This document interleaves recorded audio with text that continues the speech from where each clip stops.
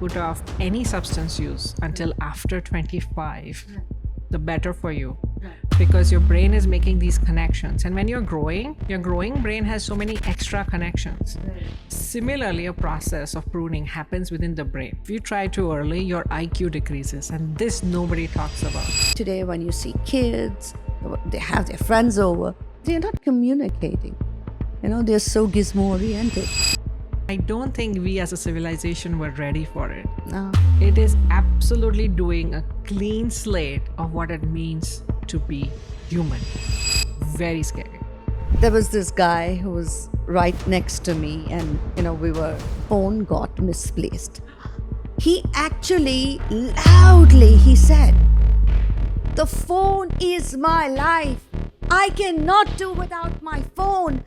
Call the security right now. You better find my phone."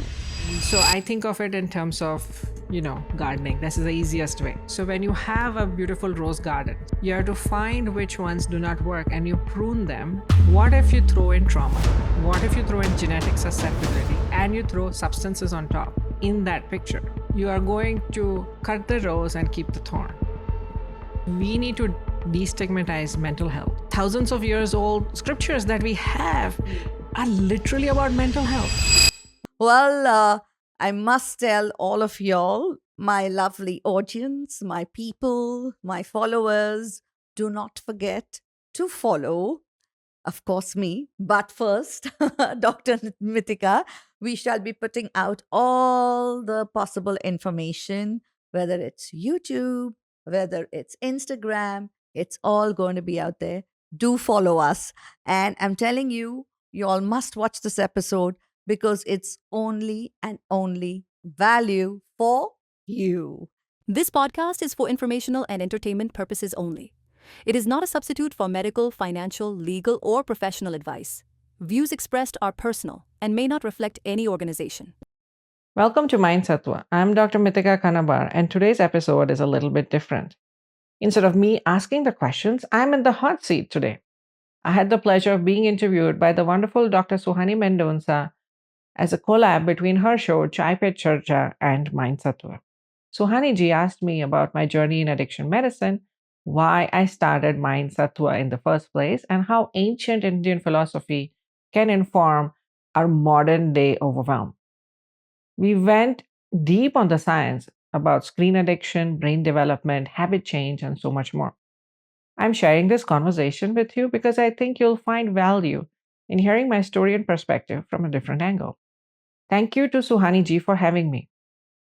For my listeners and her listeners, I hope you enjoyed this special episode. Do not forget to like, share, subscribe to both of our channels. On to this very wonderful conversation. Thank you.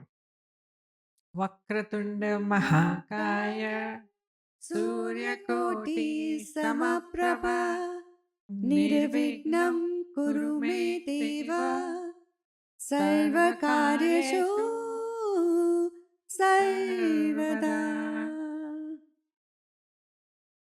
They always say, whenever you start anything, you always start with his name. What a beautiful way to start this lovely conversation. So we have Dr. Mitika Kanabar with us. Am I right? I hope I pronounced your name correctly. She's come all the way from California, and she's a physician. She's a podcast host. She's a lifestyle medicine and addiction medicine, right? And that too, you're a specialist there. It's always a pleasure to meet people like you because when you meet someone and you connect with them, it shows that, yes, there's something more to us. Absolutely. And I agree, the connection was instantaneous. Absolutely. And can you tell me a little bit about yourself? So I'm Suhani Mendonsa, as you know, that's my name. Oh, well, I'm a lifestyle influencer on Instagram, which happened thanks to COVID. 20 odd years into event management, event curation, and then COVID hit us and boom, shut her down. So I had to reinvent myself as a creator, content creator, an influencer on Instagram. That's how I started. And today I'm here. And where Mendoza Foundation is concerned, that's our family's foundation. And that was started by my wonderful father in law. It's almost 3 decades that we have our foundation. And we work on several causes, but the causes which are very close to my heart is doing cleft lip palate surgeries for children who are born with cleft lip palate in economically challenged backgrounds, because I always believe in giving their smiles back to them. And that's what we work towards. And the other thing which I really like to do is skill development for the women of the slums, where we teach them a skill and then we get them financially independent by hand holding them and seeing to it that they start their own business. So this is the kind of work that we do. Wow, that sounds like a lot of work. And also in challenging circumstances. I recently had a beautiful conversation with the founder of Ladli Foundation, and he, Dr. Kumar, was telling me similar things. It's very, very difficult to help people who are stuck in these sort of loops in life and to help them get out. So I'm so glad that you're doing this work. Thank you. Thank you so much. You have your own show, which is called Mind Sattva, which you host. Yeah. So, so many things that you do. Which of is your most favorite, close to your heart?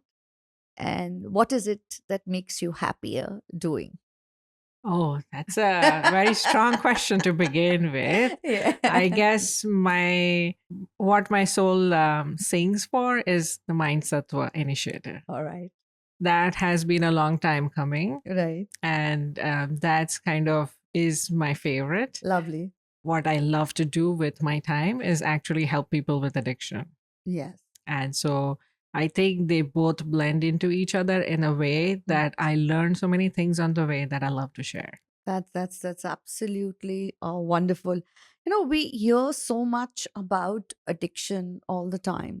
And sometimes it's really sad, doctor, if I may address you as doctor, or actually, I needed to ask you that.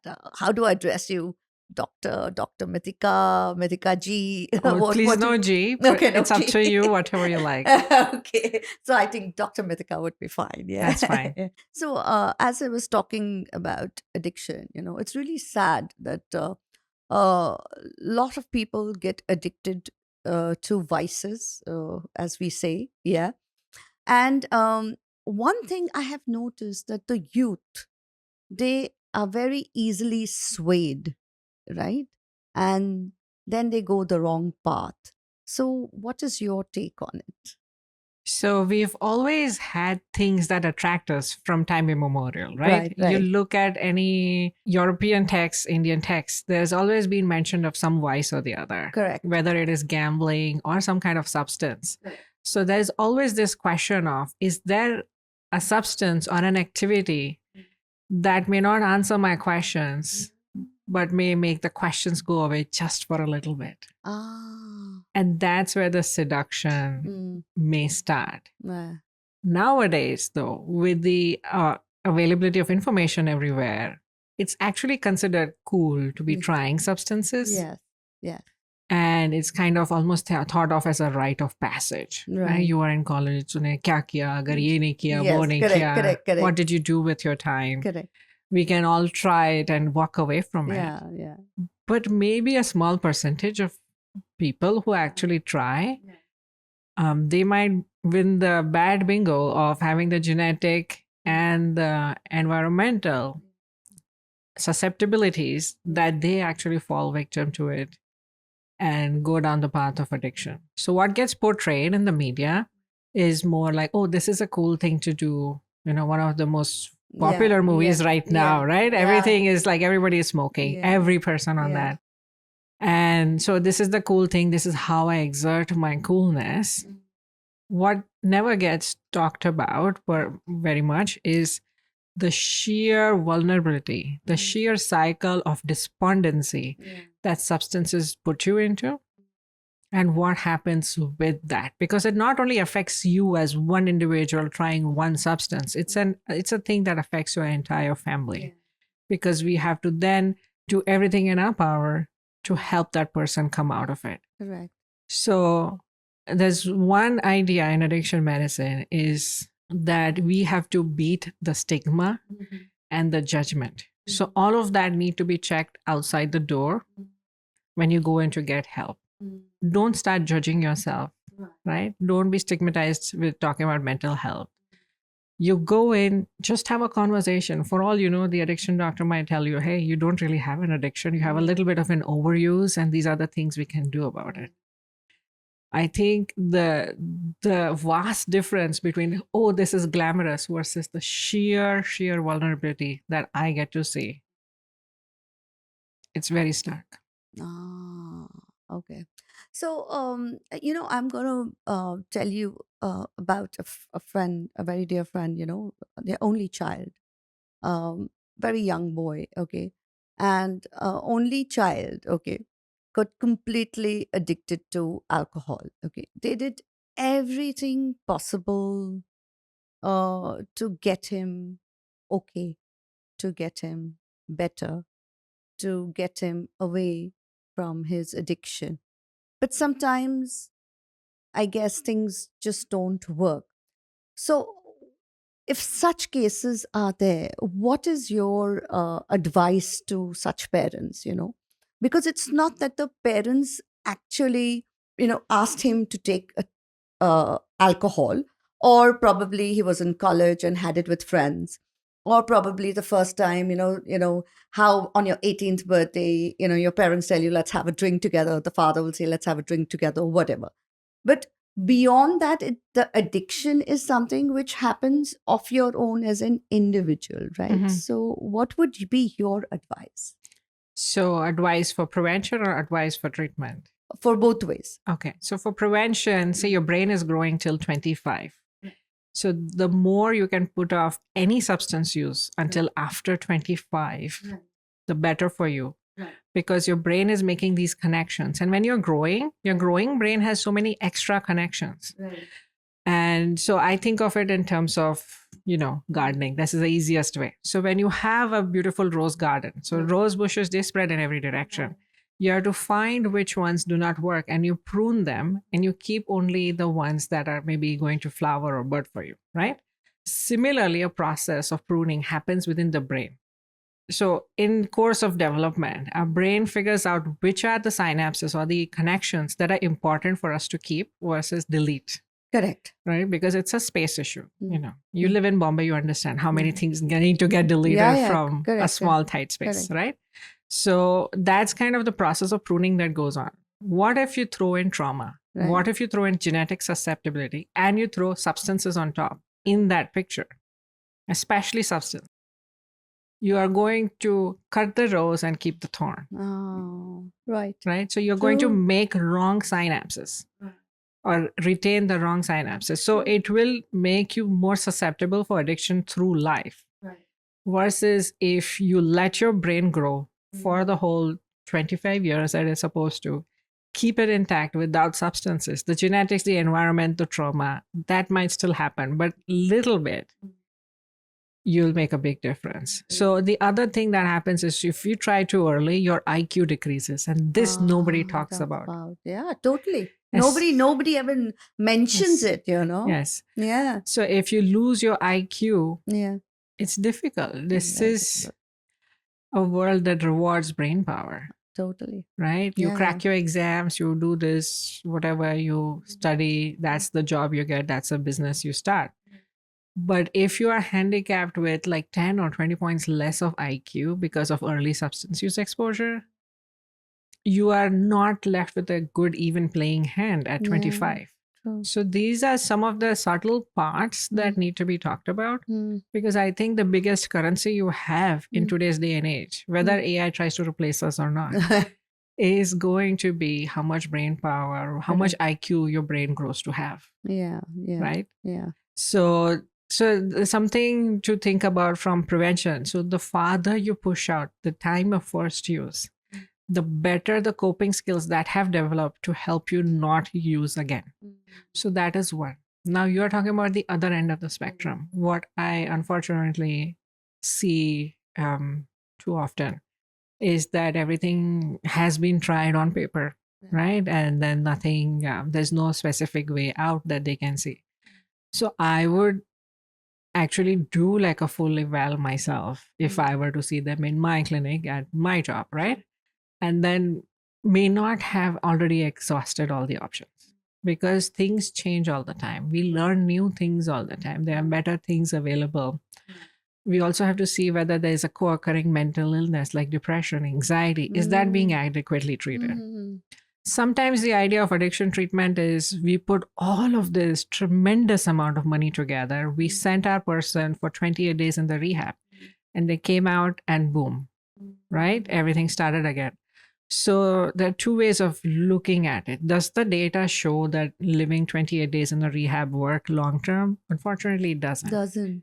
It gives you that break of all of those triggers in your environment or friends who are like, "Hey, chal na ek sutta maar lete Yes, hai," correct, right? correct. And then once you have a smoke, a drink goes right with it, Yeah. doesn't it? Yeah. Right? How many times I've heard smoking and drinking goes together, cocaine and drinking goes together, cannabis and drinking goes together, cannabis and gaming goes together. Like, ye sab suna hai. We have seen this movie before, right? So things that go through the addiction pathway will trigger each other. There's a little bit of something we call tolerance, cross tolerance. Correct. Sorry if I'm getting too much in the weeds. No. I think this is something. What you are sharing is so very important. What happens is a lot of time people know about it only on the surface. Yes. And it's really great that you're sharing. Please do continue. Yes. So that 28 days gives you that sort of beautiful spa atmosphere where you can leave your worries at the door and you learn a lot of things. At the same time, when you go back out, your real life has to begin sometime.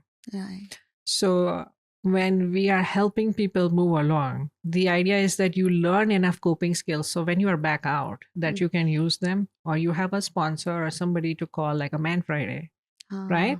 That at 2 a.m., when all the clinics are closed, whom do I call to talk me out of getting that drink? So that's something like Alcoholics Anonymous would do. And there are different other ways. There are some long-acting medications that also can be used. There are many different ways of achieving this. Whenever we think about this, I think the biggest options are abstinence versus harm reduction. So what we think of got cured or whatever is more of abstinence, completely no use whatsoever. The other side of the spectrum is something called harm reduction. So that means you're going to use or drink in a very small specified amount and see how you do with it, right? So these are the two aspects. So now on top of it, everybody wants to be abstinent, right? The idea of harm reduction you can use in a number of different ways.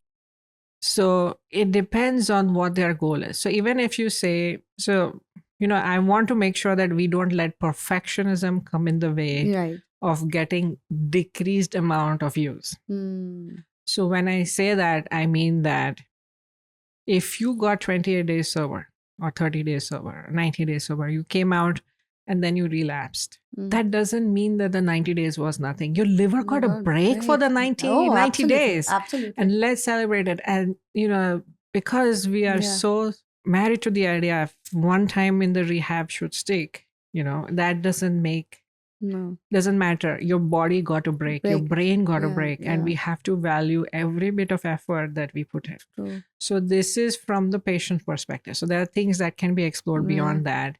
The data shows that if you have one-on-one therapy over long term with one therapist, that's going to be better than any short stay at a rehab. Because what happens is when you go back home or you go back to the boss or there's a boss who yells at you and your coping skill is to go have a drink, then you're going to stick to that. But when you go back out, you start slowly with your daily life. And then as the triggers come, you also continue to know how to handle those triggers when you're back to real life. Yeah. And some people may take one time, some people may take a few times. Yeah. And that's how you learn. Right. So that's from the patient perspective. From the family perspective, it's all about boundaries. Right. And this whole idea of, I'm failing. I'm failing because my son, my daughter is in this path. I think we need to step away from that sense Yeah. of failure. We did what we could. Are there any better boundaries that we can have? Are we actually enabling? Sometimes it might be families giving a call and saying, "Oh, aaj काम पे नहीं आ सकता," because they want to save the person in the Yeah. short term from the Yeah. consequences.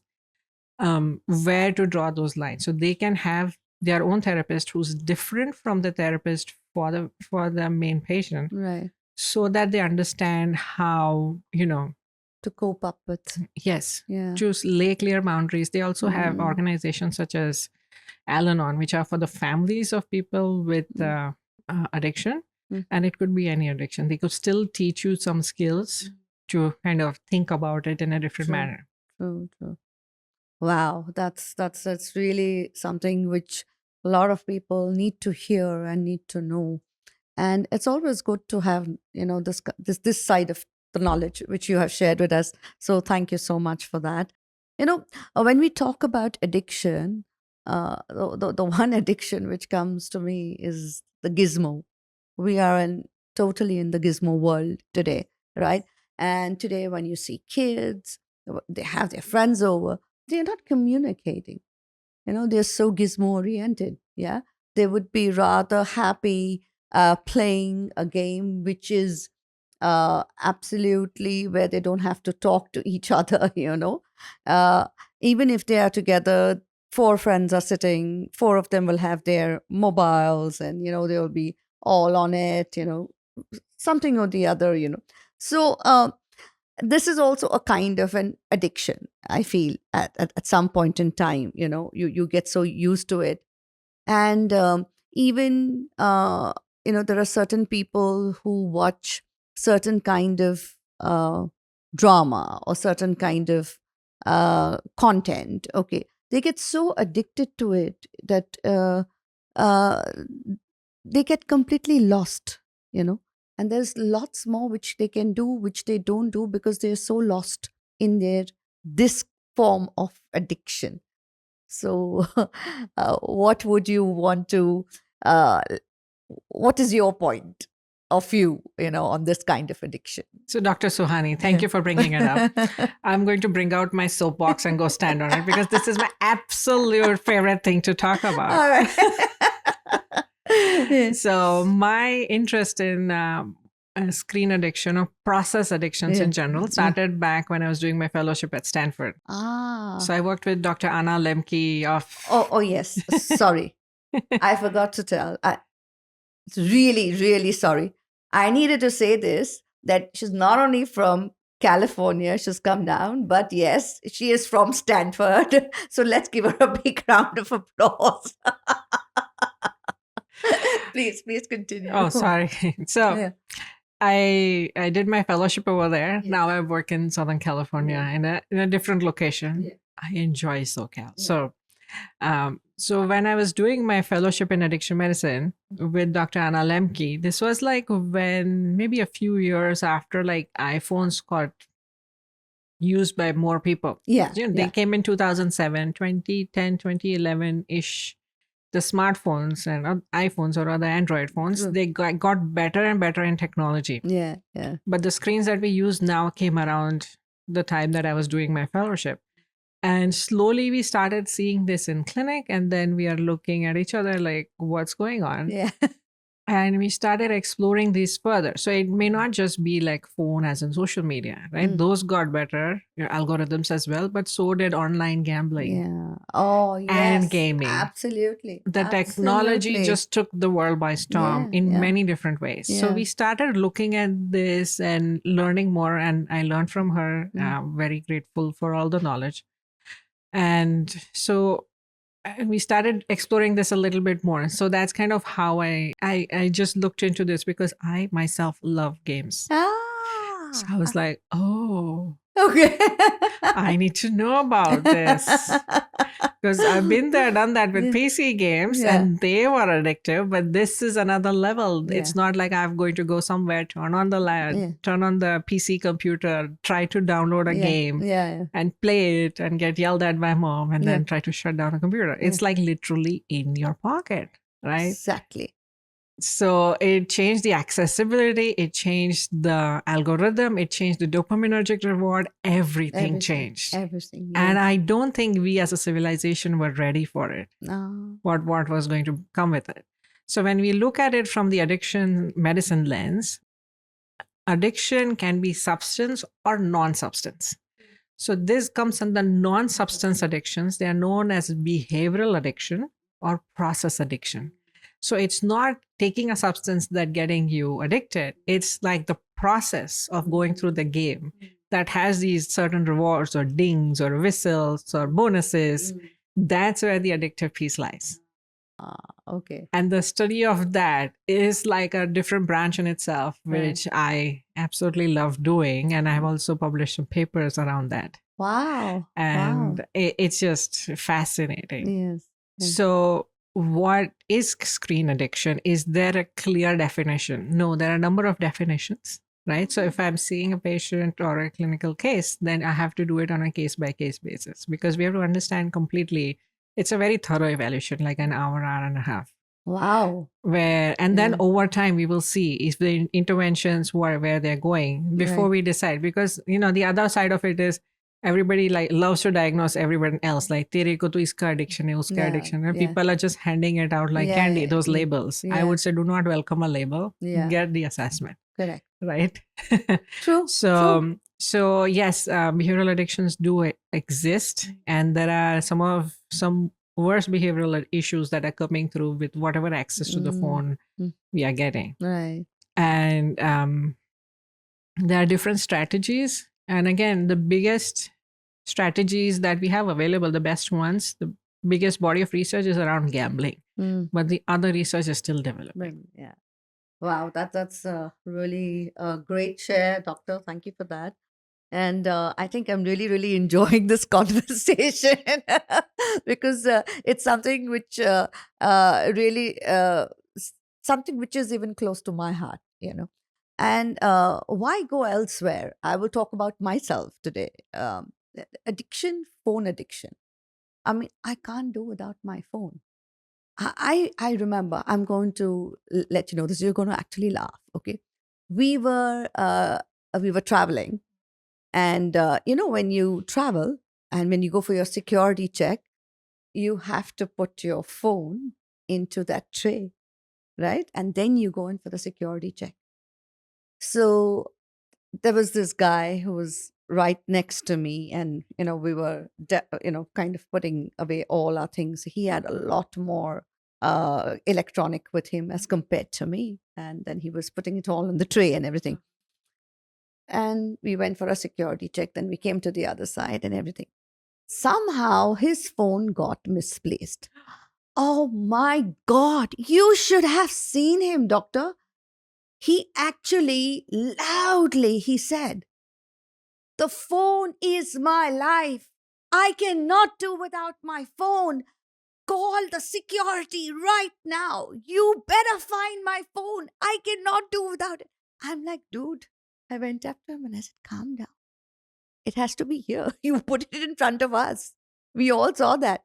Hey, calm, don't worry. Just calm down. And then the security guy came and they gave him a water, I think a bottle of water somebody gave him, calmed him down and everything. They found his phone, okay? And once they found his phone, you should have seen he was so calm. He's like, I've got my life back.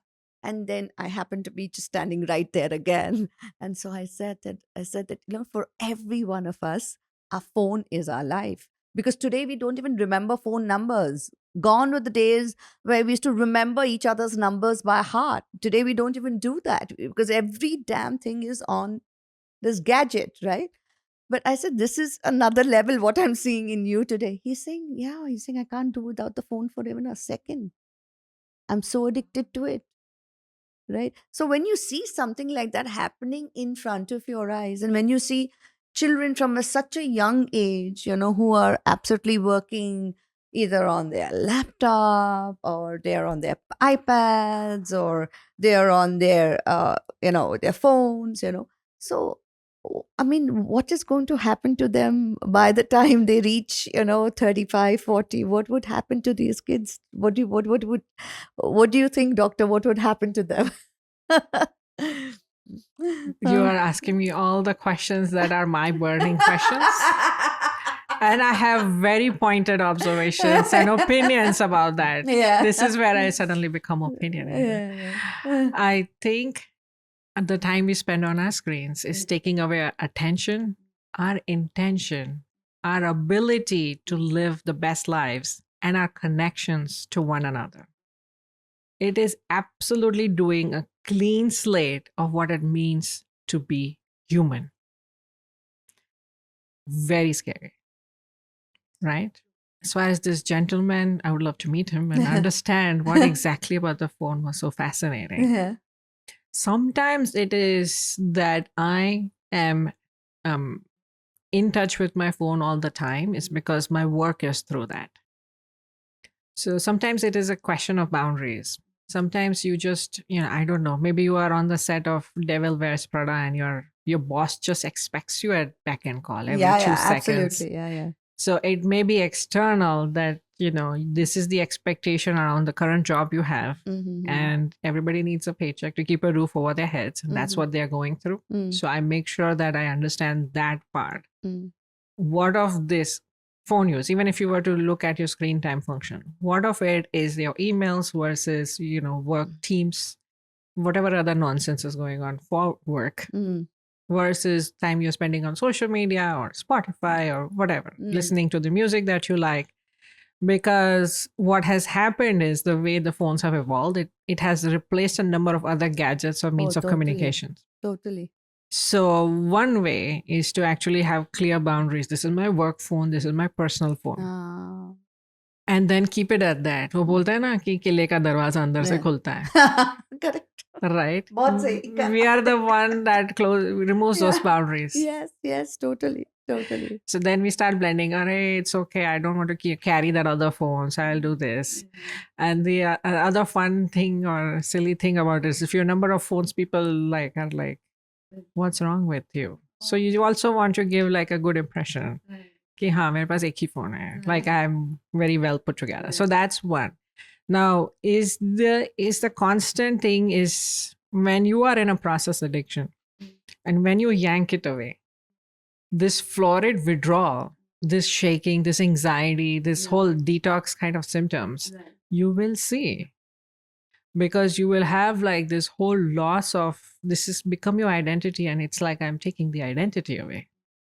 So that also we need to know, is this more of like this is your sense of self is about how many likes or whatever you get views, versus it is my boss who is Meryl Streep from Devil Wears Prada or that I'm a 3-year-old who has figured out that this is the best way to get mommy to give me a screen is to like I will not eat unless you give me an iPad and I will have a full-on tantrum. Right. Thank you. That was wonderful listening to your side of it. Yes. So as we were talking, I think the word addiction that we talk of, we can just go on and on and on about it. So now I'd like to really, really ask you about your talk show, which you host. That's Mind Sattva. How did it start and where did it come from? Well, thank you for asking. So mind and sattva. So I wanted to combine these two words. Yeah. Mind is obviously everything to do with the mind. Yeah. And sattva, in a way, means equipoise or balance. So sattva is one of the 3 gunas of rajas, tamas, and sattva that comes from the Gita. And most of our Indic literature will have some talk of the 3 gunas. Yeah. So these are the modes of material nature. Mm-hmm. All of us go through all 3 throughout the day, minute by minute, hour by hour. So it's called it's choti batti uski, 3-stranded rope of Maya. Right. But then why sattva? Right. So sattva is the closest you can get to detaching from the Maya and towards self-realization and understanding yourself as a good soul. Correct. And not this outer body or whatever. Right. Yes. So that's how Mind Sattva came into being. Yes. In a way, I mean, I did my fellowship at Stanford and, I learned addiction. I'm a family physician. Mm. So this was my foray into psychiatry, and I learned it from the lens of addiction, more of how the human mind works. Right. And then later on, I learned Sanskrit, and I saw the similarities between Western psychotherapy, Indian philosophy, where they meet and where they don't. And then I wanted somebody to make it easy for me. So I went to my Sanskrit teacher and said, Aapne chalu karna chahiye, YouTube channel, so I can just watch it while having my morning cup of tea. Right. He said, I have better things to do. Thank you very much. Right. Then I went to people I know who do intensive yoga therapy. So that's not just yoga, but it's sort of like when you are in certain yoga poses, your trauma can come out, and they are specifically trained for that level of therapy. Right. So they are kind of trauma therapists, but in a different way. Right. So I asked them, like, why don't you start such a resource? And again, we are too busy. Right. And then over time, I kept observing this, and I saw the need that we need to destigmatize mental health. Right. And that's such a weird place to be in, because thousands of years old scriptures that we have are literally about mental health. Yes. Only 3 of the sutras of Yoga Sutra are about poses. Everything else, some of it is pranayama, but literally everything else is about mental health. And we are stigmatizing mental health and not accessing what is given to us by our ancestors. How do you make it accessible? And how do you also make it sense from an evidence-based standpoint? Because dono cheezein honi chahiye na. It's not just talking in one direction. True. And how do you make it accessible to the person of today? Because I don't want the other stuff that goes with it. I want to know it today, right now, what happens to me, and how do you actually put rubber to the road? Right? During my day, how do I use it? Mujhe nahi sunna hai 15 lecture. Right. How do I do it right now? And so that was the idea behind Mind Sattva. Wow. Very, very, very, very deep. This takes me to my next question. They always say habit dies hard, right? So what should one do, for having the correct habits in life? And another thing that I really want to ask you is we're living in such a pressure-oriented day and age, and with this pressure, how to keep discipline alive. So what is it that we can do? Wow, these are big questions.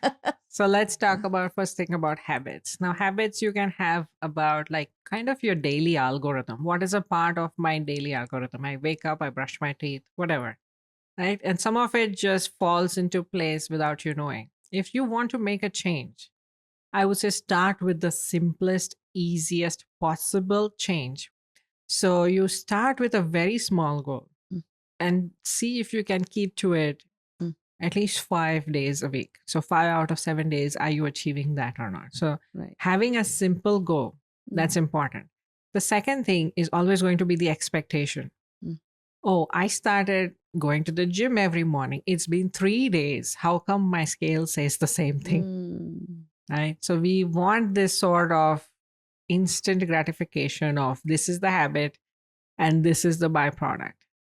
I think it goes a little bit deeper than that. Why is it that you want to make the change? Unless your why is strong, no habit is ever going to stick. True.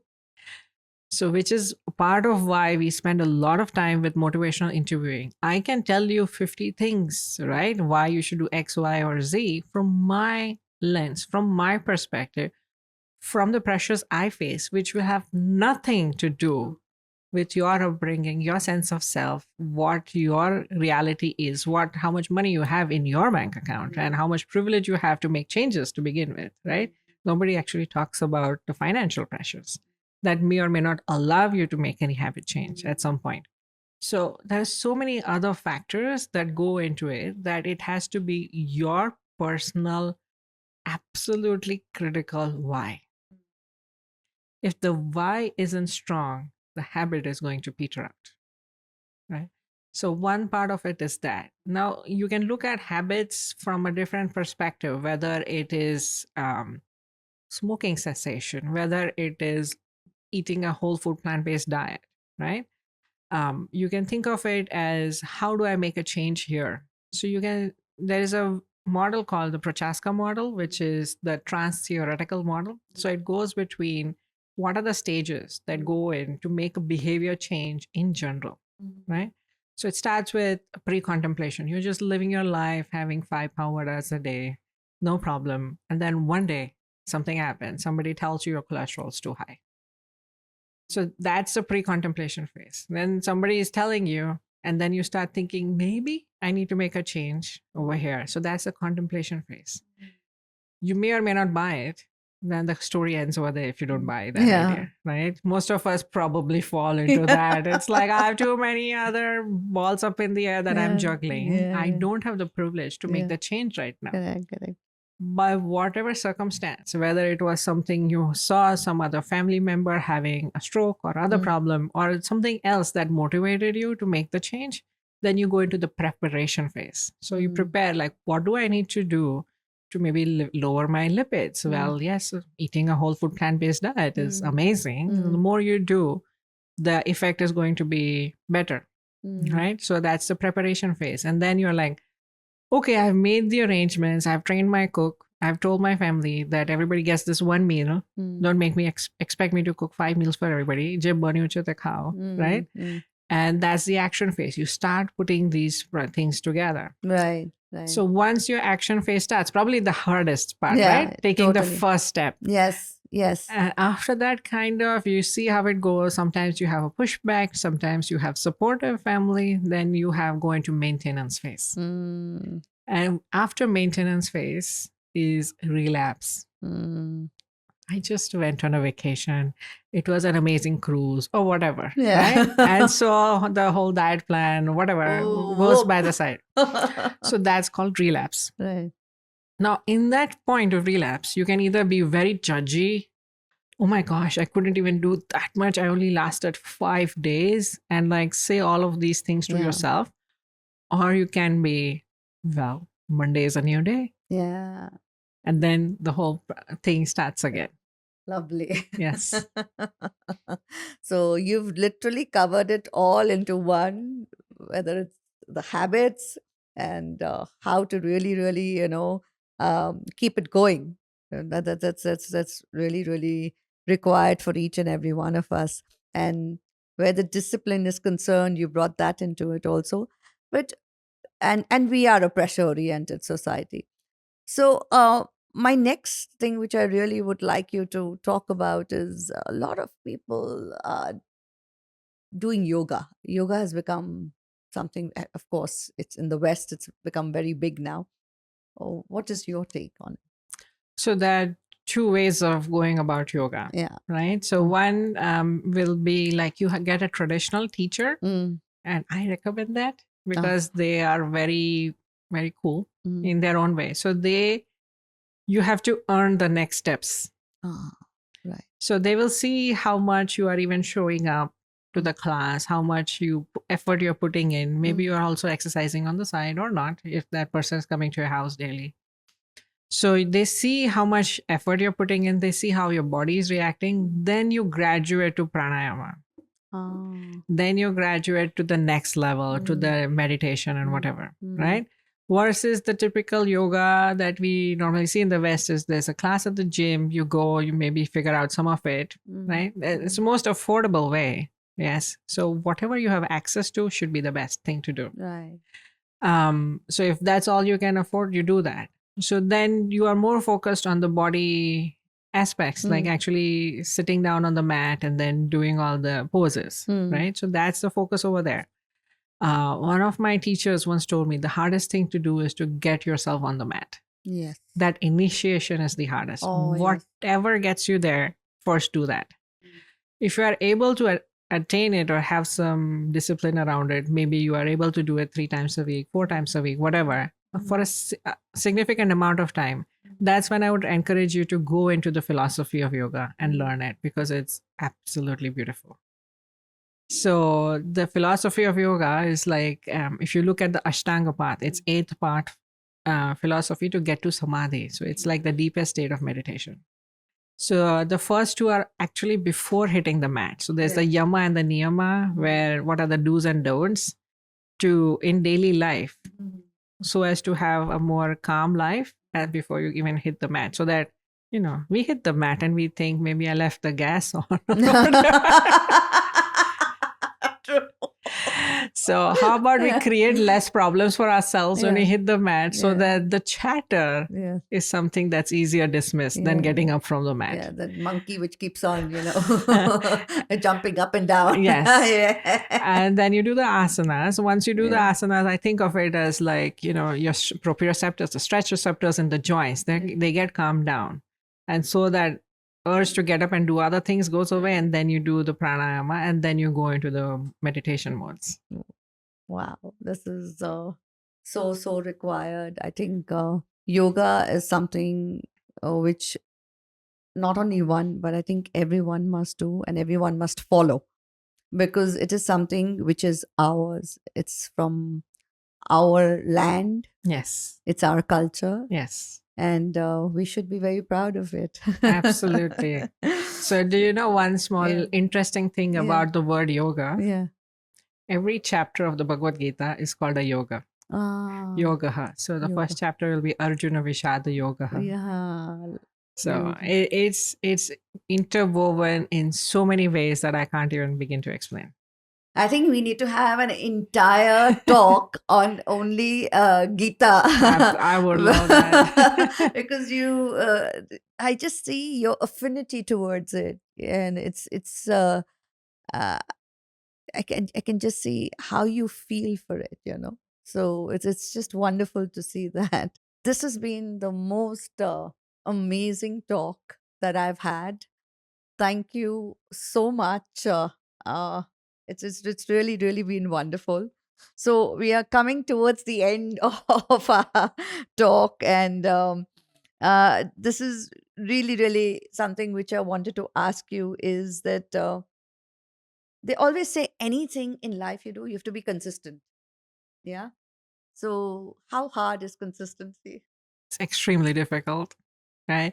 Which is why I love the Atomic Habits book by James Clear. Ah. It changed the way I looked at habits myself. It Yeah. was, and it made it bite-sized and doable. Right. And right. every time you're doing something, you can say, this is what I'm doing for the day. Right. It's that 1% of work Right. done over 365 days. Right.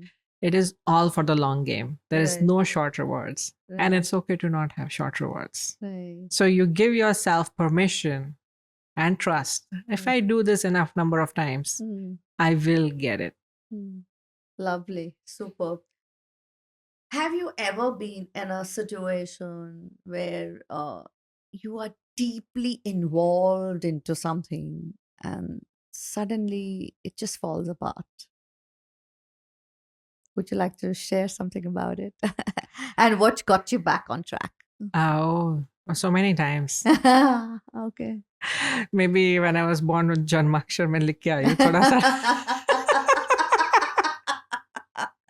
Yeah. So you can take it as this is my past karma and move on, right? So that's Oh. the easiest way. Oh, sorry, maybe I shouldn't have put the cart before the horse. No. Yeah, so sometimes things fall apart regardless of how much, or Yeah. maybe because of how much you put in. Correct. Yeah.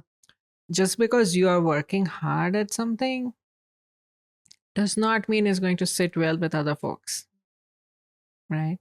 And does not mean that that's the only thing that you need to do in life. So these two things kind of intersect, right? Maybe you get external opposition. Why are you doing this? Maybe you've lost your marbles, or badi maharani hui hai, whatever. All of that talk, you are always going to come your way. Yeah.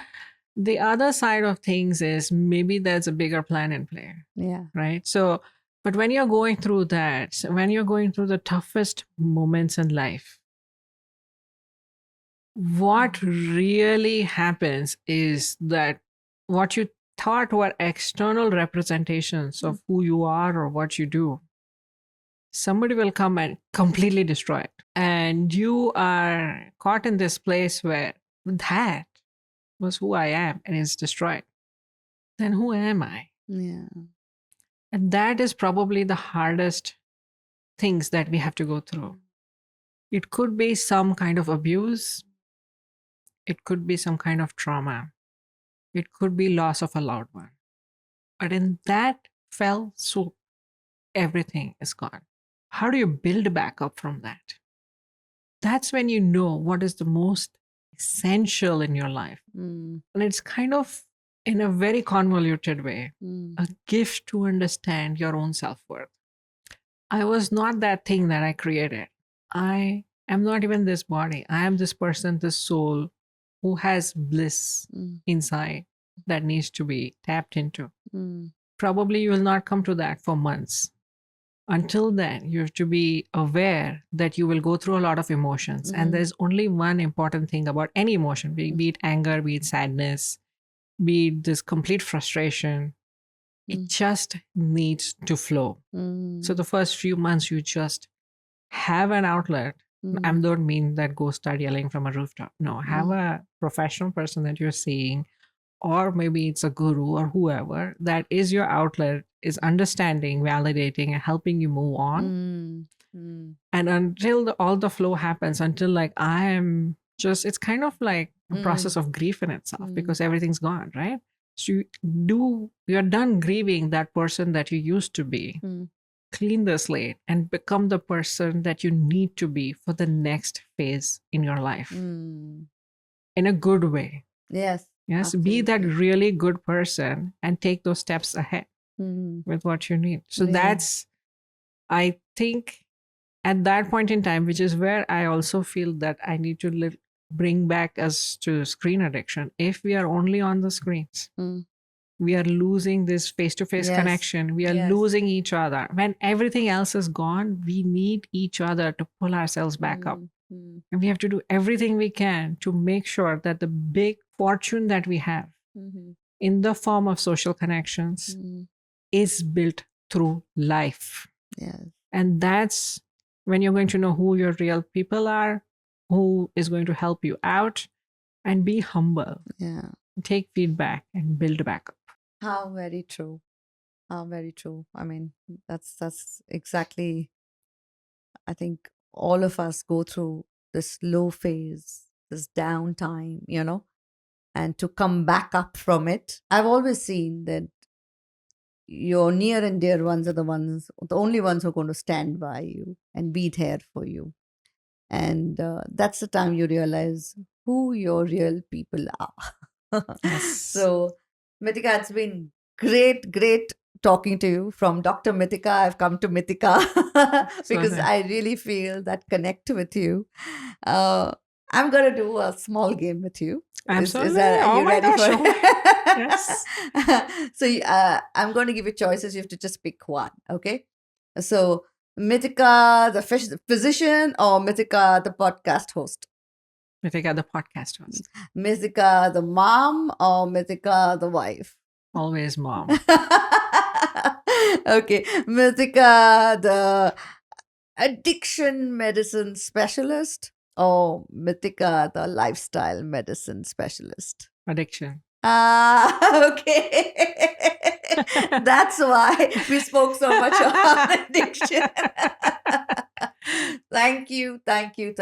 Oh, what a lovely conversation I've had after such a long time. It has been so intense and I've connected so well with you. And I'm sure everyone who's going to be listening is really going to be learning so much. Thank you very much, Mitika. Such a pleasure talking to you. I've really had a wonderful time. I hope you had a good time. Thank you. You are fantastic. I had no idea I had all of this information inside of me. Oh my goodness. You're really humble and you're very sweet. Well, I must tell all of y'all, my lovely audience, my people, my followers, do not forget to follow, of course, me. But first, Dr. Mitika, we shall be putting out all the possible information, whether it's YouTube, whether it's Instagram, it's all going to be out there. Do follow us. And I'm telling you, you all must watch this episode because it's only and only value for you. Thank you once again. This is Dr. Suhani Mendonsa signing off with the lovely Dr. Mitika. But before I go, I want to sing one line for her. May I? Okay. So I think all of us go through a lot of ups and downs in our life. And I think this is one line which kept me going. कुछ पाकर खोना है, कुछ खोकर पाना है, जीवन का मतलब तो आना और जाना है.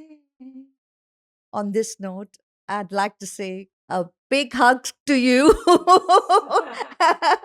and lots of love to you all.